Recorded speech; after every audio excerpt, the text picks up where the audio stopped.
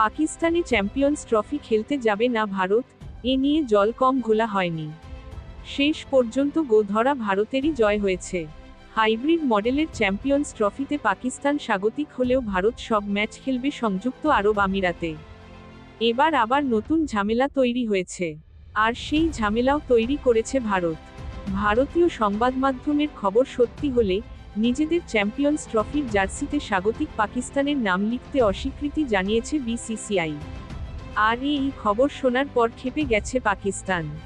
বৈশ্বিক টুর্নামেন্টগুলোতে সব দলের জার্সিতে টুর্নামেন্টের লোগোর নিচে স্বাগতিক দেশের নাম ও সাল লেখা থাকে। কোনো কারণে টুর্নামেন্ট অন্য কোনো দেশে সরে গেলেও আয়োজক দেশের নামটাই লেখা থাকে।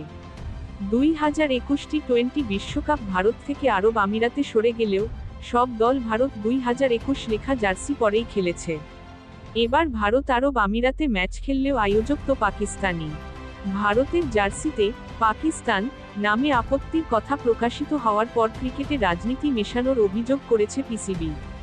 ভারতীয় বার্তা সংস্থা আইএএনএসকে নাম প্রকাশ না করার শর্তে পিসিবির এক কর্মকর্তা ভারতের আচরণ নিয়ে ক্ষোভ প্রকাশ করেন।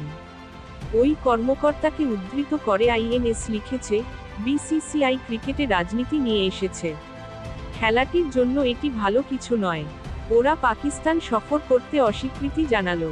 উদ্বোধনী অনুষ্ঠানে অধিনায়ককেও তারা পাঠাতে চায় না। আর এখন আয়োজক দেশের নাম জার্সিতে ছাপাতে চাচ্ছে না।